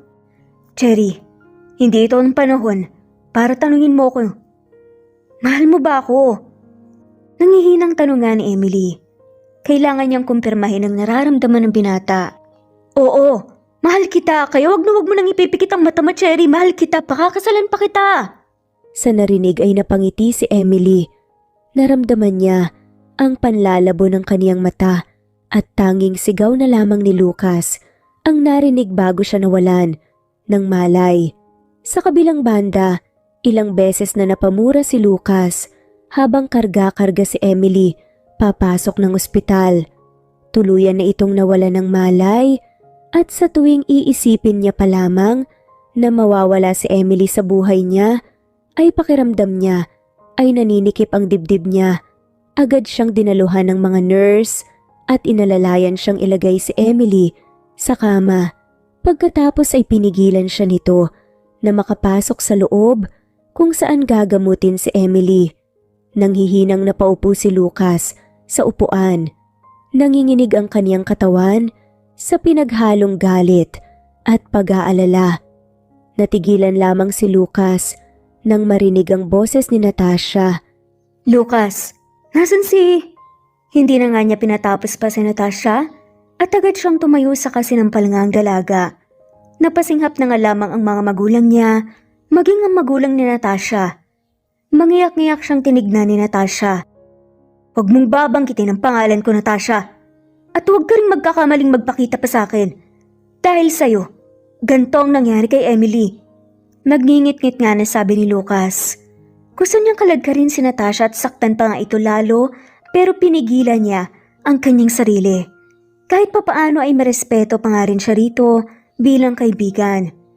"Hindi ko sinasadya, Lucas. Nagsiselos lang ako kasi siya ang pinili mo at..." Natigilan si Natasha nang sumigaw si Lucas. Sinamaan ng tingin ni Lucas si Natasha at dinuro ito sa noo. Nakita ni Lucas ang pagluha nito pero hindi nagpatinag si Lucas. Walang epekto sa kaniya ang iyak ng dalaga dahil mas umiiyak ang puso niya sa isiping nasa emergency room ang babaeng pinakamamahal niya. "Natasha, Hindi ikaw ang mahal ko. Isaksak mo yan sa maliit mong utak. Isaksak mo yan sa maliit mong utak. Kapag may nangyaring masama sa babaeng mahal ko, ipapakulong kita. Sisiguraduhin ko rin na maghihirap ka. Tandaan mo yan. Pagkatapos yung sabihin nga ni Lucas, muli siyang napopo. Tulala nga niyang tinignan ng pinto kung saan ginagamot si Emily. Ramdam niya ang pagupo ng kanyang ama at ina sa kanyang gilid. Magiging maayos din ang lahat, anak. Ani nga ng kanyang ama. Huminga siya ng malalim, ginulungan niya ang kanyang buhok upang kumalma nga siya. Hindi ko pa naaamin na mahal kita, Cherry. Gusto pa kitang makita. Gusto pa kitang pakasalan. Nakikiusap ako, Emily. Kayanin mo kung ano man ang nangyayari sa'yo. Mahinang bulong nga ni Lucas sa kanyang sarili. Ilang oras ang lumipas ay nanatili lamang si Lucas sa ospital. Hindi siya umalis doon dahil gusto niyang siya ang kakausapin, ang doktor ni Emily. Pinaalam din ni Lucas kay Rhea ang nangyari kay Emily at halos mabingis siya sa lakas ng sigaw nito sa kaniya. Pero ayos lang naman kay Lucas iyon. May karapatan magalit si Lucas, lalo na at pinsan nito si Emily. Ang nakabangga naman kay Emily ay ang mga magulang niya na ang nag-asikaso para sa isasampang kaso rito at kay Natasha. Kahit magkaibigan sila ni Natasha ay hindi niya pa rin papalagpasin ang ginawa nito na maaring ikapahamak ng babaeng mahal niya. Napatayo si Lucas nang lumabas ang doktor mula sa emergency room. Kamusta po si Emily? Tanong nga ni Lucas. Maayos ng lagay niya. May sugat sa ulo pero nagamot na namin yun. May possibility nga lang na mawalan siya ng kaunting memorya dahil sa lakas ng pagkakatama ng ulo niya sa sasakyan. Pero huwag kang magalala. Babalik din naman kaagad ang memorya niya pero huwag niyong ipipilit kaagad kasi baka mas lalo siyang makalimot. Sa ngayon nililipat na namin siya sa private room. Doon mo na lang siya bisitahin. Mahabang paliwanag nga ng doktor. Bumagsak ang balikat ni Lucas sa narinig.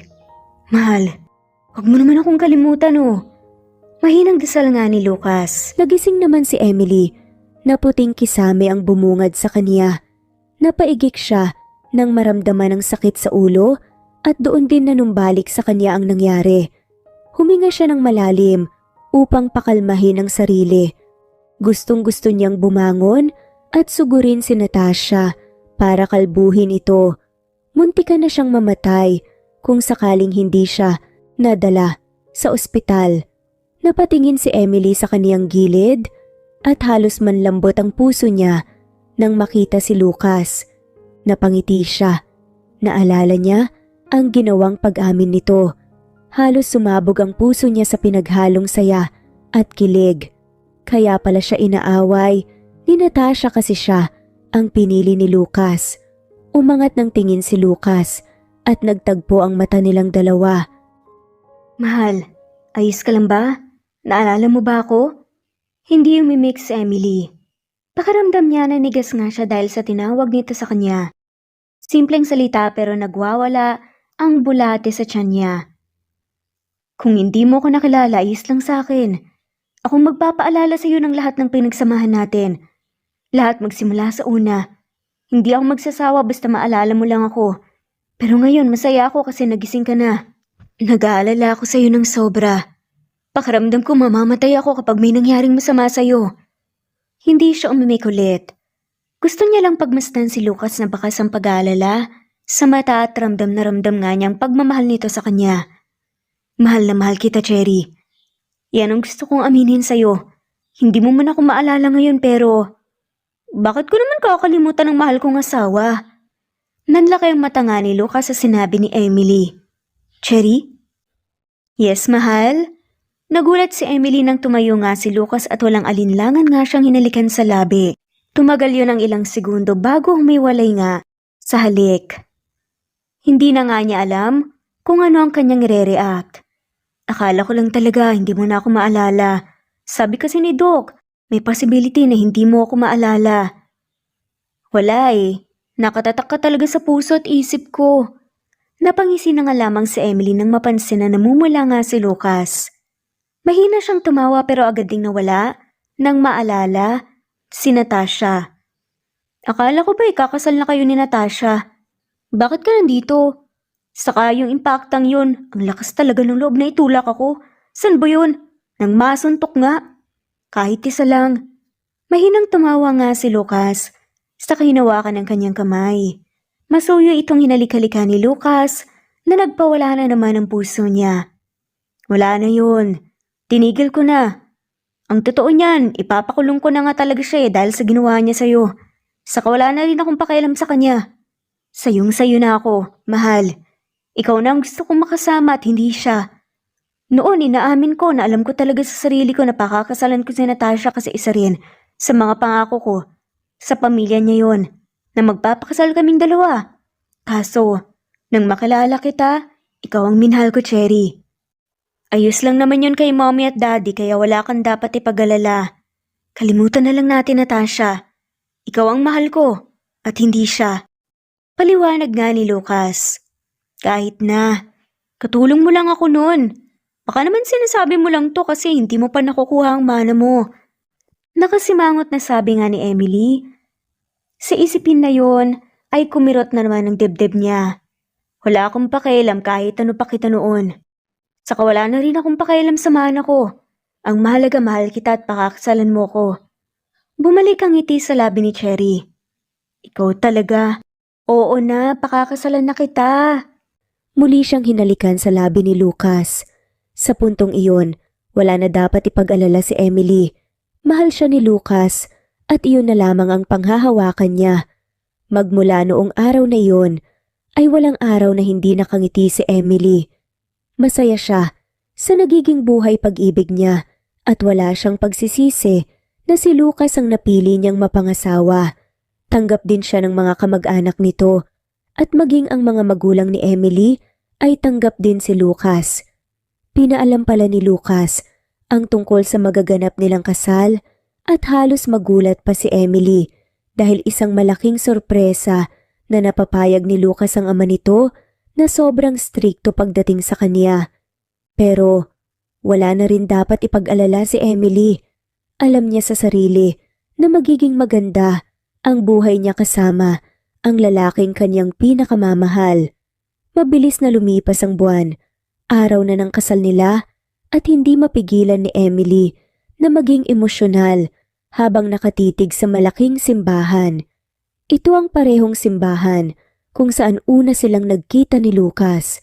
Mahina siyang tumawa. Hindi niya akalain na babalik siya sa simbahan na yon. Pero sa pagkakataon na yon, isa na siyang tunay na bride ni Lucas. Anak, huwag kang umiyak. Masisira ang makeup mo. Paalala nga ng ama na nasa kanyang tabi. Masaya lang po ako, Papa. Hindi ko akalain na magiging ganito ang kahihinat na ng pagpunta ko rito sa Manila. Anak, masaya rin ako para sa inyo ni Lucas. May tiwala ako sa kanya, kaya alam ko nga alagaan kanya at ikaw. Ang paalala ko rin sa'yo, huwag mong sasaktan si Lucas kasi nakikita ko sa mga mata niya kung gaano kanya kamahal. Sabi pa nga ng ama, Opo pa, mahal na mahal ko rin po si Lucas. Ngumiti na lamang ang ama kasabay ng pagbukas ng pinto ng simbahan. Tumugtog ang malamyos na awitin habang naglalakad siya papuntang altar. Agad niyang natanaw si Lucas na naghihintay sa kaniya at ang best man nito na si Oliver. Mabagal lamang ang kaniyang paglakad habang nakatitig kay Lucas. Ngumiti ito sa kaniya kaya ngumiti rin siya. Pakiramdam ni Emily ay sasabog na ang puso niya. Ilang minute rin siyang naglakad patungo kay Lucas hanggang sa tuluyan niyang mahawakan ang kamay nito. Napangiti siya. Mahal, nandito na ako. Mahinang sabi ni Emily. Alam ko, mahal. Nandito ka na sa tabi ko at ipapangako ko sa'yo na walang ibang babae sa buhay ko kundi ikaw lang. Mahal na mahal kita, Emily. At handa akong isakripisyo ang lahat para sa'yo. Napatingin silang dalawa sa pari ng tumikim ito. Pinisil ni Emily ang palad ni Lucas at napangiti na lang silang dalawa nang tuluyan ng simulan ang kasal. Mabilis na natapos ang pari sa pagkakasal sa kanila hanggang sa umabot sa punto na kailangan na nilang sabihin ang vow sa isa't isa. Kinuha ni Emily ang mic, saka tumikhim bago ngumiti kay Lucas. Lucas, mahal ko. Una pa lang, hindi ko inaasahan na mauhulog ako sa'yo. Ang totoo niya nung araw na nakita kita rito sa parehong simbahan, nagkagusto na talaga ako sa'yo. Sabihin na natin crush lang. Pero ganun lang yan ha, hindi pa kita mahal. Pero nung nakasama kita at nalaman kong amo kita, doon unti-unting minahal kita. Sa bawat araw na kasama kita, ay hindi matigil ang pagtibok ng puso ko. Alam ko sa sarili ko na wala akong ibang hihilingin, kundi ang magkapamilya kasama mo. Mahal na mahal kita, Lucas. Sa hirap at ginhawa, ikaw pa rin ang mamahalin ko. Pinigay ni Emily kay Lucas ang mic at mahina siyang natawa nang mapansin na nagpunas nga ito ng luha. Cherry, mahal. Hindi ko rin nakalain noon na mauhulog ako sa'yo. Kaso wala eh. Ako ang napagtripan ng tadhana at pinana ang puso ko papunta sa'yo. Sobrang swerte kong ikaw ang pinapakasalan ko ngayon. Sobrang swerte ko na ikaw ang magiging ina ng mga anak natin. At pinapangako ko sa harapan ng lahat ng tao na narito, sa harap ng Panginoon na ikaw lang ang mamahalin ko. Ikaw lang ang pipiliin ko at sa kahit anong problema ay magkasama tayo. Mahal na mahal kita. At promise, Emily, I love you so much. And I promise that I will love you eternally. Maluhalo ang tinignan nga ni Emily si Lucas. Ibinigay ni Lucas ang mikropono sa best man sa inangat nga ang veil niya. Panibagong yugto ng buhay ko. Pero sa pagkakataong to, kasama na kita. Saad pa nga ni Lucas. Sa isang iglap, naramdaman ni Emily ang paglapat ng labi ni Lucas kasabay ng palakpakan ng mga tao. Buong puso itong tinugon ni Emily. Alam ni Emily na wala na siyang hihilingin pa. Ito na ang pinapangarap niya. Ang magkaroon ng lalaking magmamahal sa kanya at ang bumuo ng pamilya kasama ang lalaking ito. Samantala, hindi maipaliwanag ang lakas ng tibok ng puso ni Lucas. Humiwalay ang labi nila sa kahinawakan ng kamay ng kaniyang asawa. Ngumiti siya rito. I love you, Cherry. Madamdaming saad nga ng lalaki. I love you too, mahal. At wala na nga silang mahihiling pa dahil ang kanilang pagmamahalan ay nagbunga ng quadruplets. Sobrang saya nga nila. Dahil ang pag-ibig nga ang nananaig sa kanilang buhay ngayon. Simpleng salita, pero pakiramdam ni Lucas ay nagliliparan ang mga paru-paro sa kaniyang tiyan. Muli niyang nilingon ang asawa nang umingiti sa kamera na kukuha ng litrato nila. Sa wakas, naramdaman na ni Lucas ang tunay na saya at ito ay dahil sa kaniyang mahal na asawa. Wala na siyang ibang hihilingin pa kung hindi ang kaayusan ng relasyon nila at ang kasaganahan ng kanilang bubuuhing pamilya. At dito na nga po nagtatapos ang kwentong pagmamahalan nila Lucas at Emily. Maraming salamat po sa lahat ng mawalang sawang sumusubaybay at shout out po sa mga sumusunod. Rayleigh Aceveda, Naitan Canada, Augustus Rafanan, Romano Gorospe, Mercy Villantes, Richel Solonio, Annie Hoson, Presbyteros Rose, Ostonaldito, Jelly Tampos, Gilma Tuliao, Rebecca Tezuka, Liliano Bebe, Mary Tauring, Crisanta de la Cruz, Lucy Sevilla, Teresita Schmid, Senen Orzame, Lucia Baldo, Torres Brigida, Elvi Candontol, Nesbeth Hanaban, Zenaida Porter, Deep Dorado, Flor Cabrera, Fernando Napiloy, Imelda Forteza, Flor Arcega, Vivian, Ali, Epifania de Ocares, Merlita Sampani, Norma Williams, Capricorn Girl, Ali, Juliet Caday, Lilia Butalon, Flor Arcega, Evangeline Zamora, Rosemary Vasquez, Helen Murillo, Geraldine De Jesus, Marilee